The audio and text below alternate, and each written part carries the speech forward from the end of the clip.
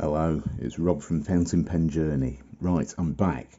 I'm going to go into some reasons why I've not been uploading videos or doing very much on fountain pens for a while towards the end of this video.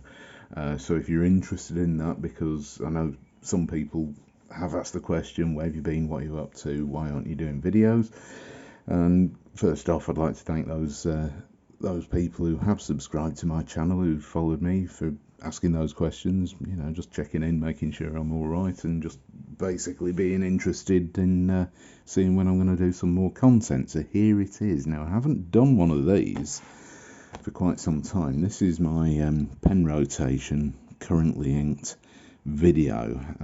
The last time I did one of these was back in January 2021, so we're talking over a year later, and yeah, quite a lot's happened in that year.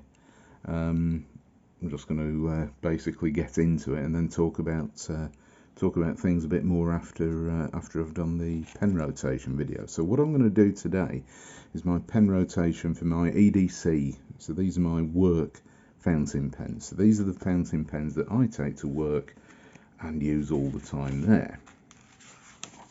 So we'll start a new page. I'll get the pen roll open.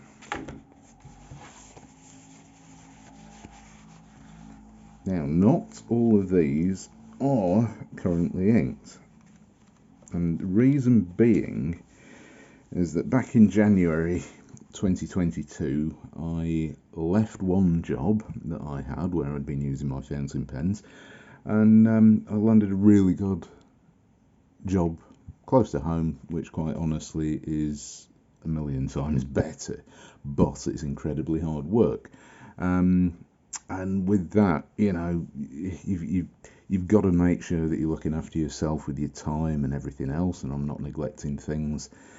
In 2021, middle of 2021, we moved house. So we moved from a flat in a village and bought a nice large house somewhere else, and it needed a little bit of work, and there was, quite honestly, a garden, which I love. I hadn't been able to garden for a lot of years, many years in fact, and since then, I mean, I'll be brutally honest, the garden has kind of taken precedence over YouTube videos, because they are time consuming to make. However, I am going to be back on it now, because I now have, you can't see it here, but I've got my own big desk.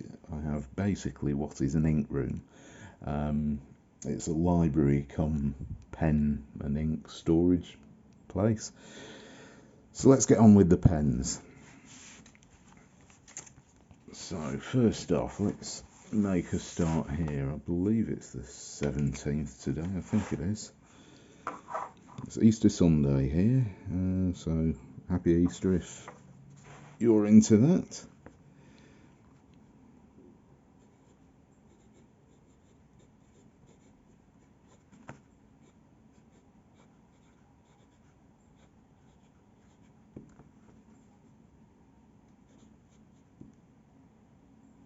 Just realised this stand is wobbling around a bit. I hope that's not too annoying.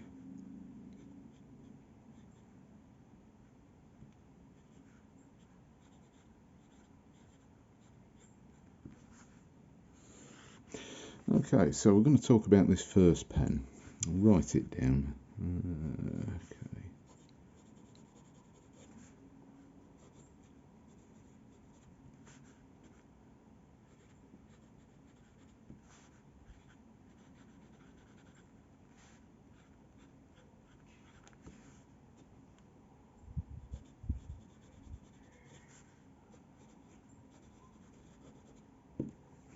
Okay, so the Lamy Ion.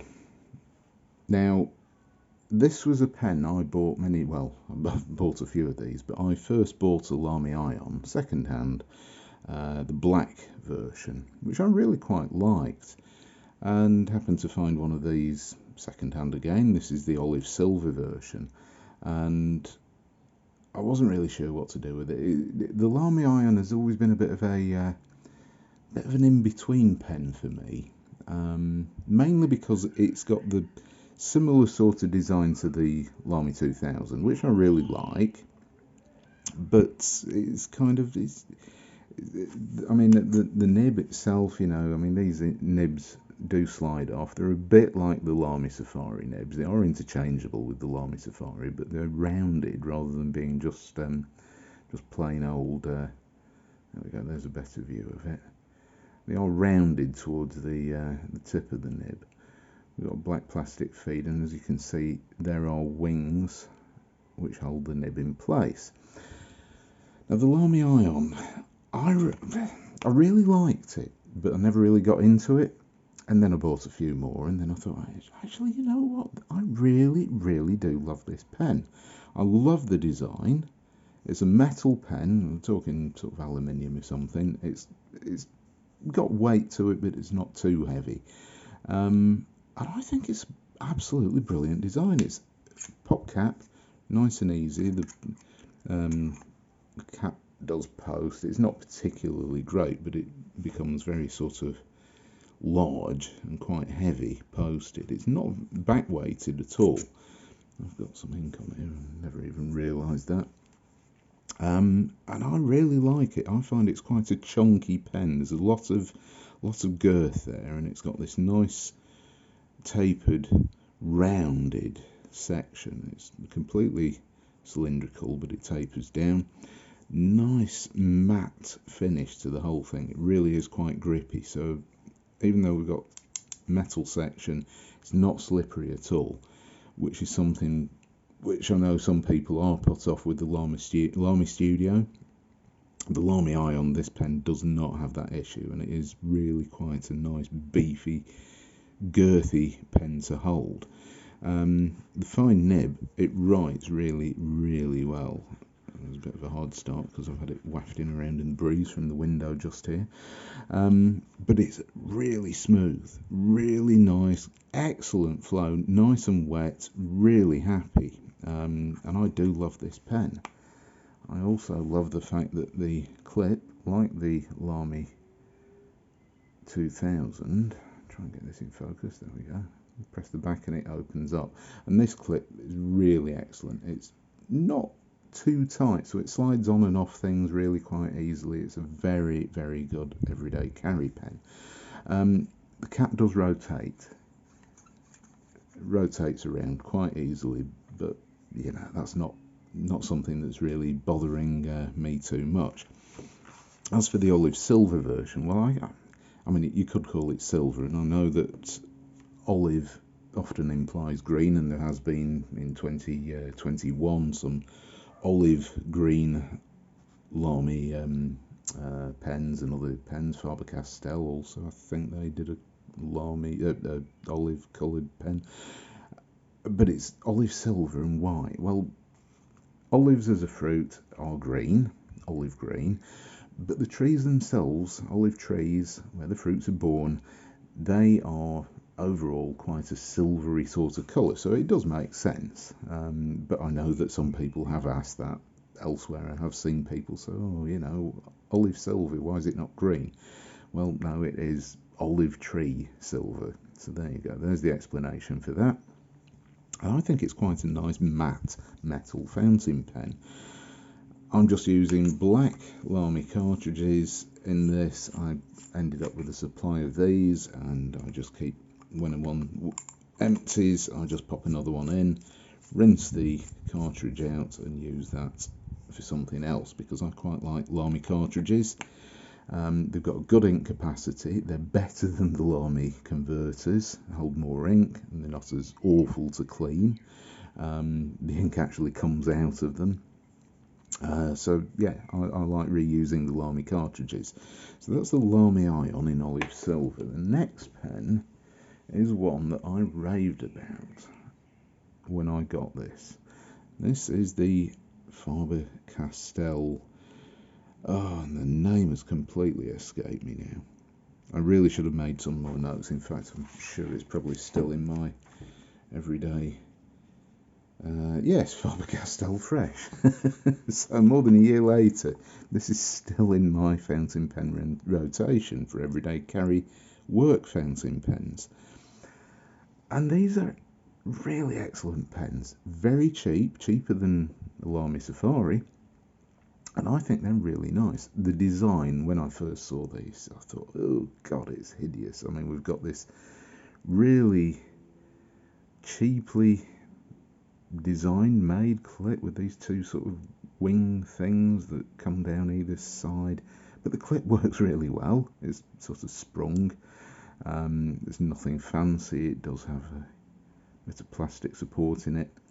And there is this roll stop at the end. So you can't post this pen, but it does work well as a roll stop because the pen itself is cylindrical. It does taper slightly. But the Faber-Castell Fresh, available in a few colours. I've got the green and this black one, and I really like it. I didn't think that this would still be in my work fountain pen rotation more than a year later, so this has had lots and lots of use. Oops.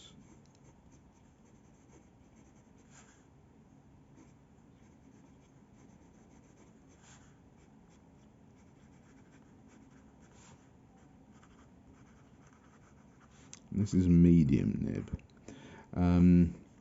The ink is a Bic blue cartridge.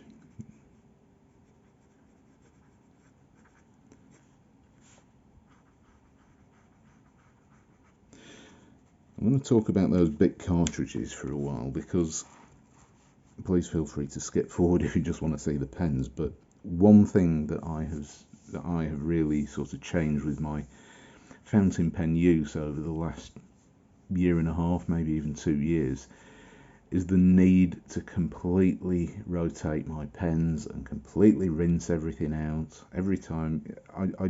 It was becoming too much of a chore. If I have 20 pens inked up at home and at work, suddenly every Saturday I lose maybe 2 or 3 hours in the day just basically flushing out pens, and it was driving me absolutely mad. And I actually really got to the point where I was thinking, you know what, I want a different solution to this. And these blue Bic cartridges, they're nothing fancy. The ink does fade. It's quite bad at fading, even when it's not exposed to light.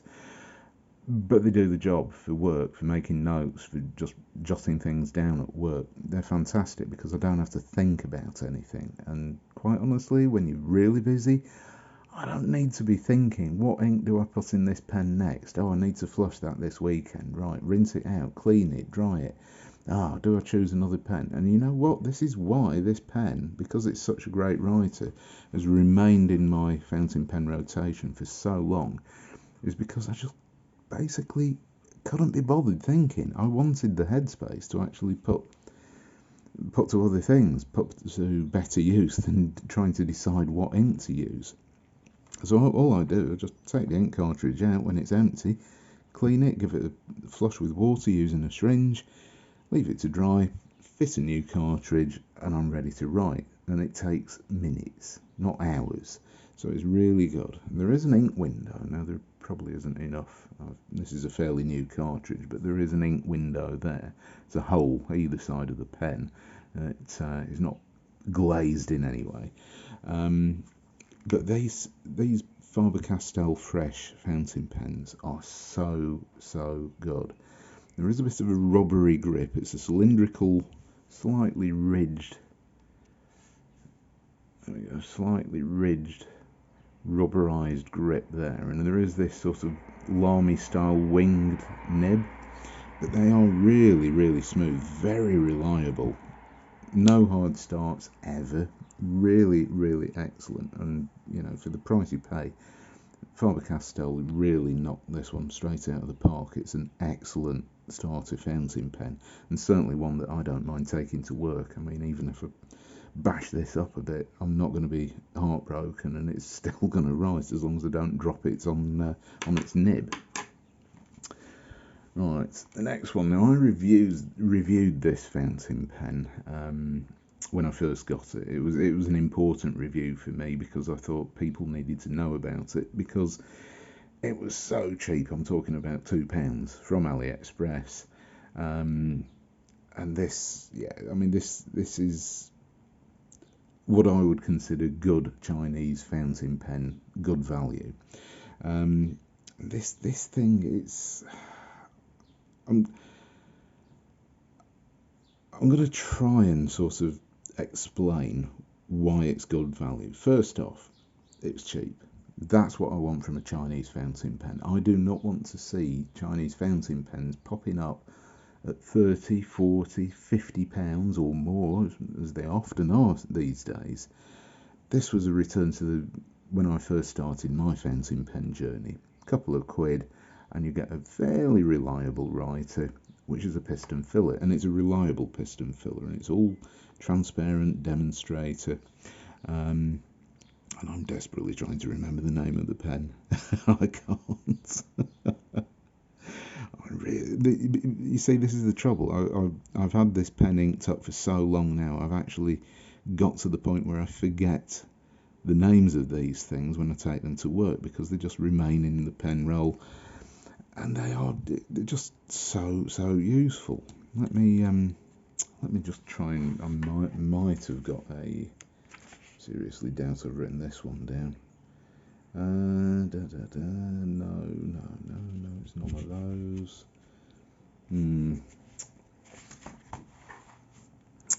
What I'll do, I'll put in the description down below, extend that, and I'll put the name of this fountain pen in there.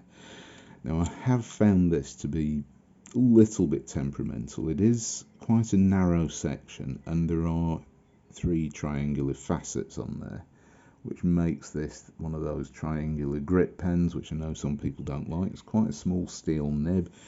It's not a huge pen, but it's a decent enough size. And as you can see, bit of a hard start. Now, I have been struggling with this pen for quite some time, because I have found it to skip quite a bit.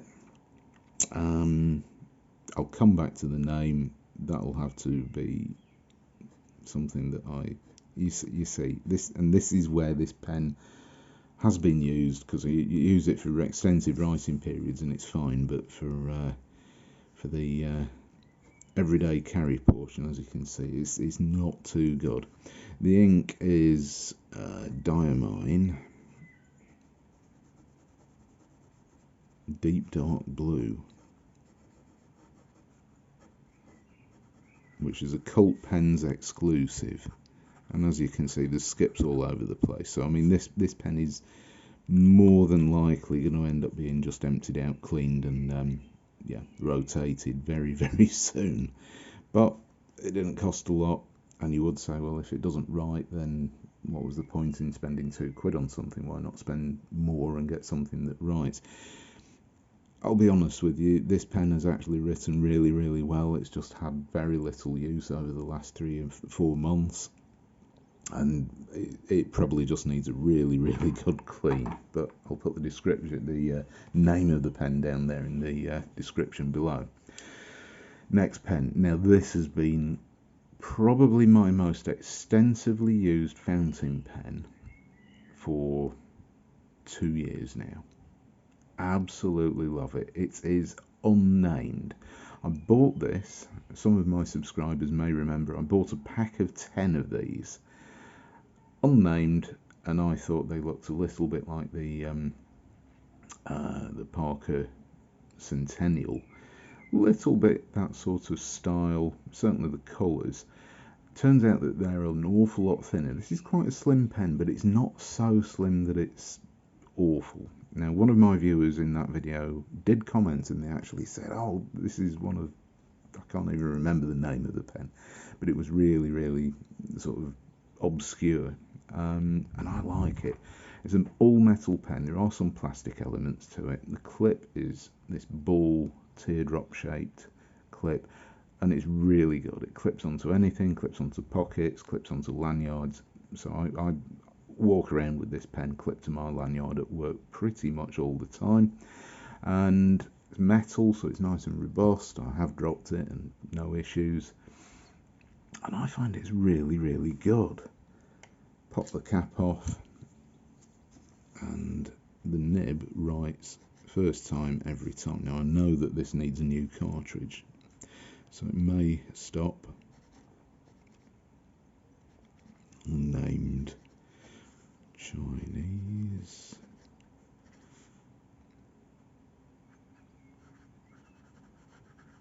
Parker. I'll just call it Parker Centennial. No idea what the nib is, but I'm guessing it's a fine. And the ink is yet another one of my big cartridges.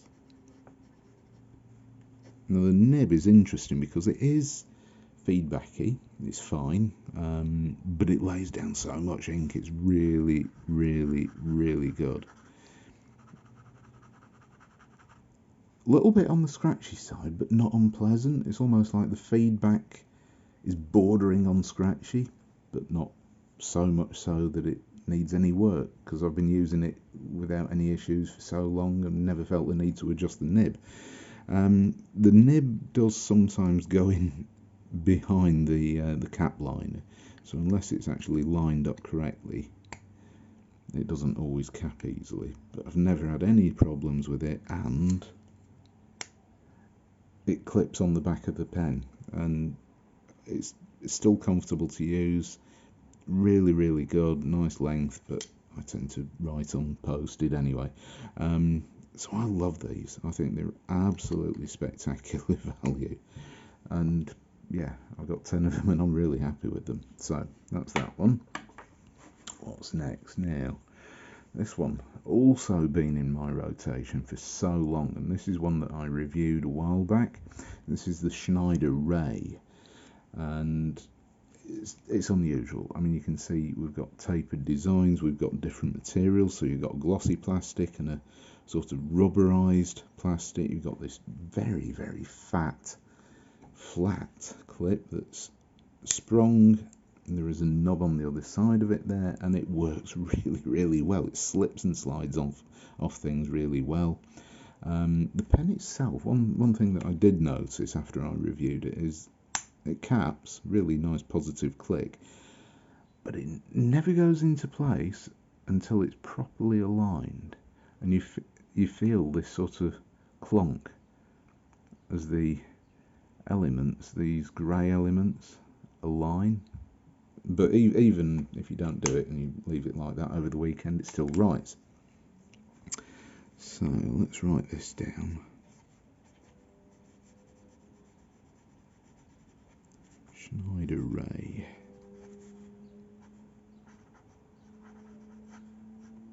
There are other colours. This is the grey and black version, medium nib. This is another big cartridge. And you can see how bit cartridge, bit cartridge, bit cartridge. And this illustrates how variable your ink can look on the page depending on the nib. So we've got medium nib and a medium nib. Now this is bordering on broad with this slightly winged, very flat looking nib, and it is excellent. It lays down loads and loads of ink, very, very broad for a medium. But look at the difference between these three blues. It's all the same ink, but very, very different effects.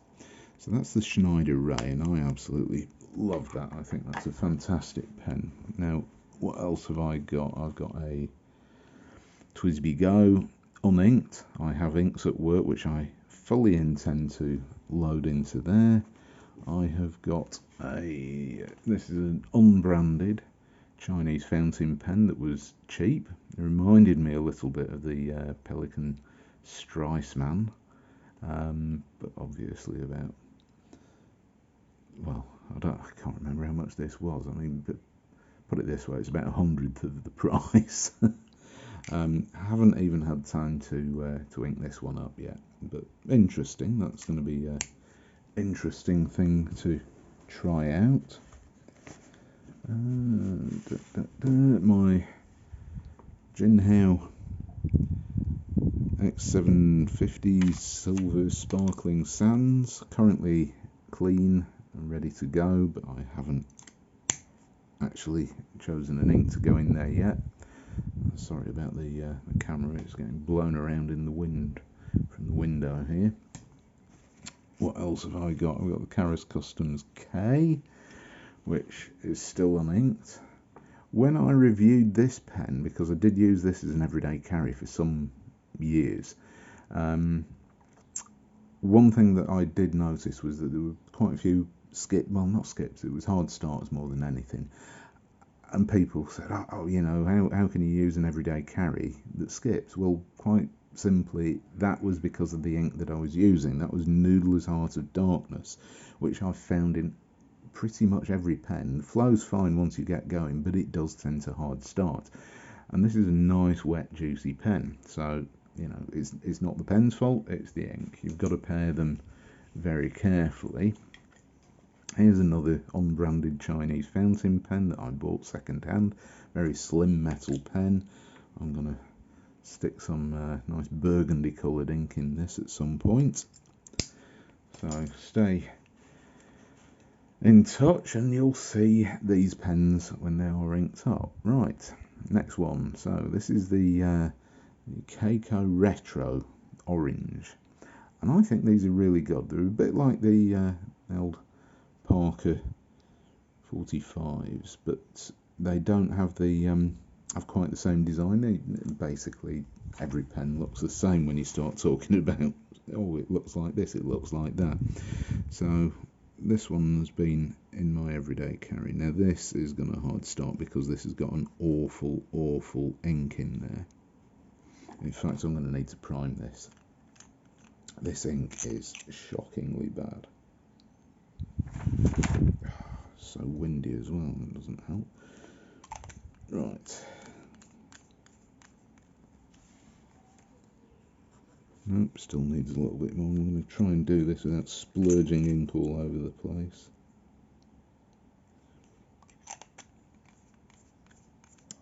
I'll explain why this hard starts in a minute with this ink. It's getting there, not quite there yet. It needs an awful lot of priming. There we go, we've got a drop of ink, so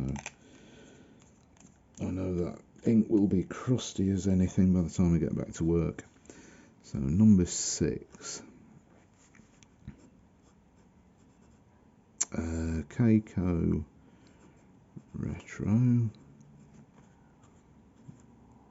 still hard starting. Orange, now this, believe it or not, is medium nib, it's almost a fine. Now this is diamine. There we go, we've got flow again.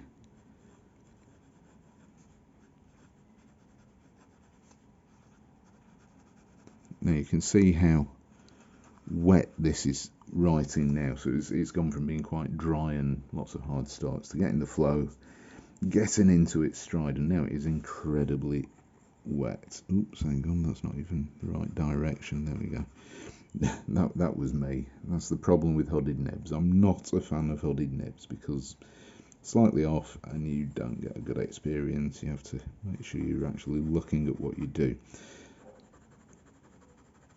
Yeah, really wet when it's going. Now the problem here is it's an orange ink. I love orange inks, but pretty much every orange ink there is, and the more saturated they are, deep dark orange, it's almost a black orange. Another Cult Pens exclusive, they crust. If I leave this pen capped for a week or so, I will get all sorts of crusts and things just coming off the end of the nib. It forms all sorts of crusts. Not difficult to clean, and you can just wipe things off and prime the feed, but at the end of the day, a bit of a nightmare. And this pen posts really deeply and it posts really nicely. Excellent pen written to write with posted. And it just slides on there like that. Nice ball clip, which is really tight. That is a stiff clip. That's not going to fall off anything. Conversely, probably going to have to struggle to get it onto many things because there's nothing really to hold on to. It's like a thick piece of wire. So it's, yeah, it's not the best clip, but I like it. The contrasting blue and orange looks really good. So the Kaweco Retro, really nice pen, good pen if you want something affordable and cheap. And the last pen that I have inked up today is one of these things. No, it's not a TWSBI. This is a Lamy 3059, and I hated these pens but love them now, and I'll tell you why in a minute.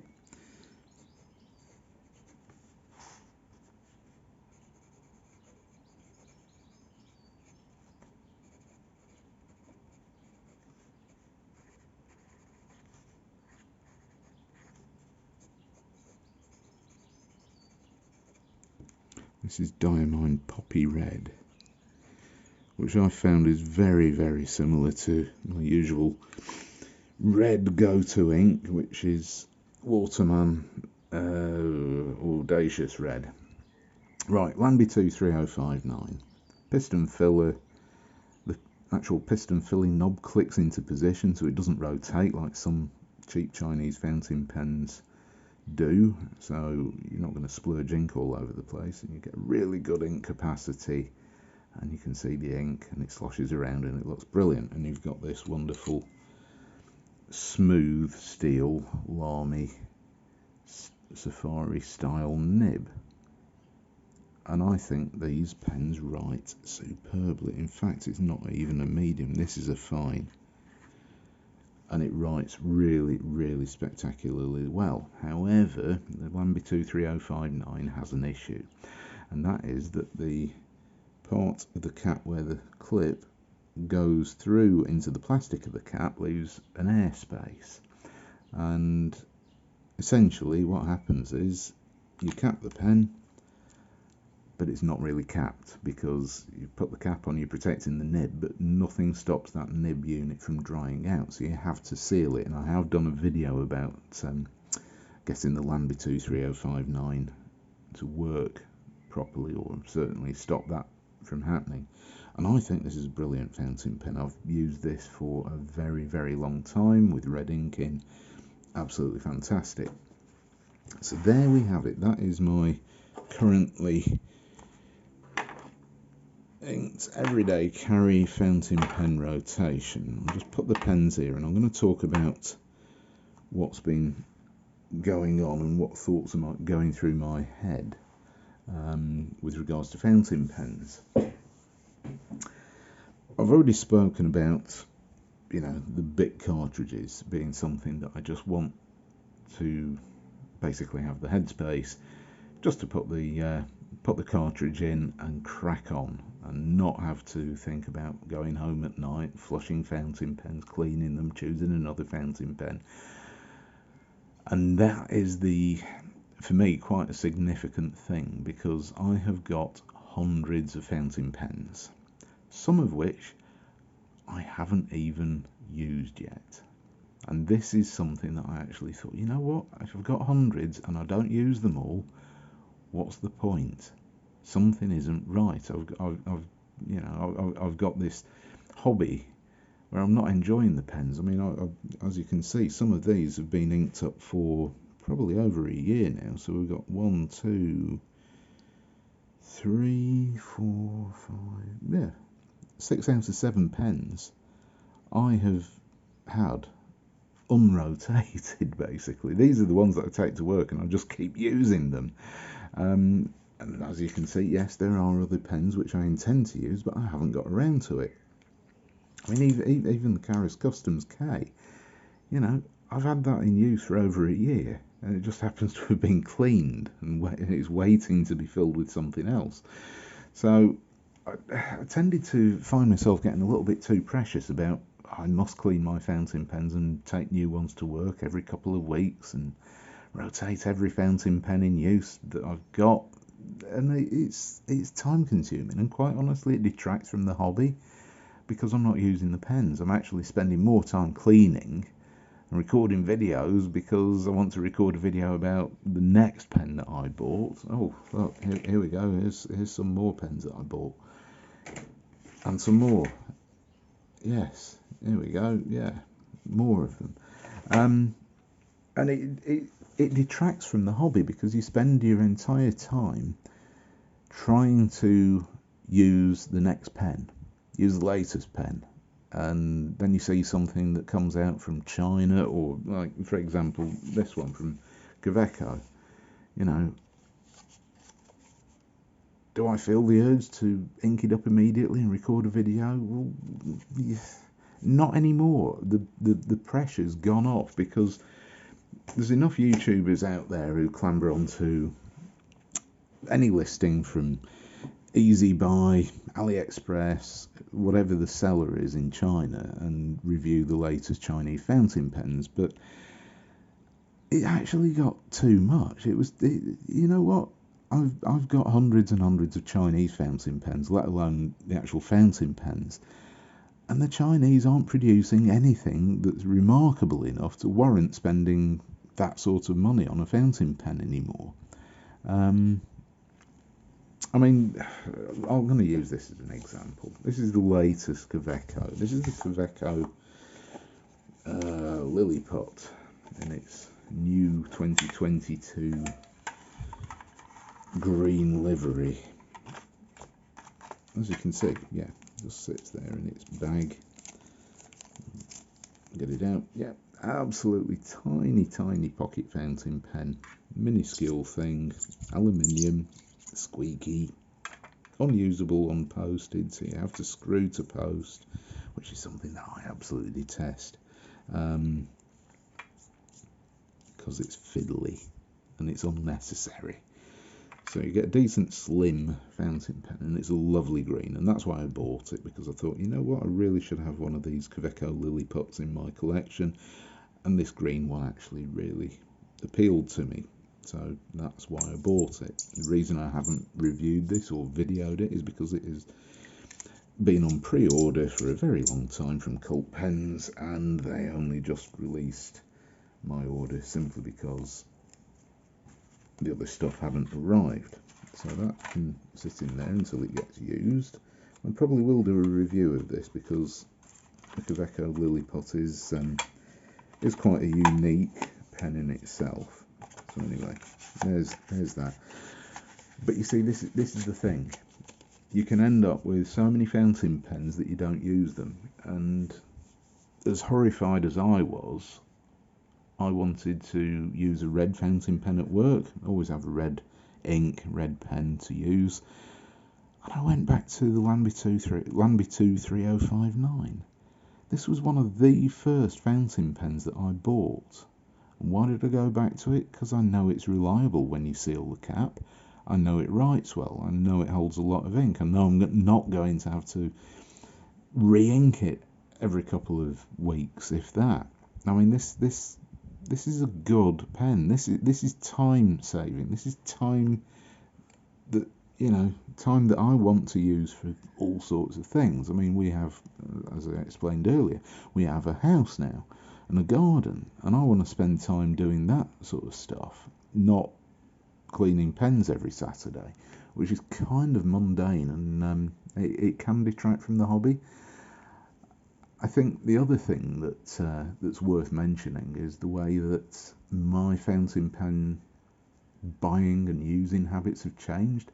I always have, say, I don't know, maybe up to 10 fountain pens in rotation. So these are my work fountain pens, and I have a similar bunch of fountain pens in rotation that I use for journaling. So I do my journaling. I now have a garden journal as well, so I can make notes on things like that. And it's something that the two hobbies tie in quite well together. But I don't want to spend every weekend or every other weekend cleaning pens, because it is literally just too much time, and it's lost time to me. So what I'm going to be doing is I will be posting videos and recording videos and uploading videos and doing all that sort of stuff, usual YouTube stuff, but on a much less frequent basis. So what I want to do is actually produce something that, you know, there's a message, something where there's some fountain pen stuff that you may well be interested in, rather than, oh, here's another fountain pen video about the latest Chinese fountain pen that I found from China and it arrived today. And like, say for example, this thing, I mean, yeah, unbranded fountain pen. I don't want to be one of those people that sees one of these being listed on AliExpress or eBay, buys it, and the day it turns up, sticks some ink in and go, oh, here's my review. Well, yeah, I want to see what it's like after a good few weeks of use, and that is something that I've always tended to do with my videos, is actually do a review which actually tells you, you know, if you leave this thing capped for a week, is it going to hard start? Or if you leave this capped for 2 weeks, is it going to hard start? And you don't get that if you just ink a pen up. In fact, because if you use a converter, because this has got a converter, came with a converter fitted, when you saturate the feed and you get the ink drawn up into the converter, that whole feed is absolutely saturated with ink. There's no way in the world it's going to hard start. But you leave it sitting there for a few days, unused, and then let me know whether it's going to be any good to write with or not, or am I going to be constantly priming it? And yes, granted, Kaweco Retro, filled with diamond cult pens, deep dark orange ink, yes, it's a pain, but I really quite like it. So that's where it goes. So yeah, it's been an interesting time, and it's good to be back to recording these videos because I have actually missed this part of the hobby. I know that it means quite a lot to people to actually see my everyday carry and my fountain pen rotations. As for intense reviews, I mean, yes, for example, I mean, new pens. Here we go, new pens from Lamy.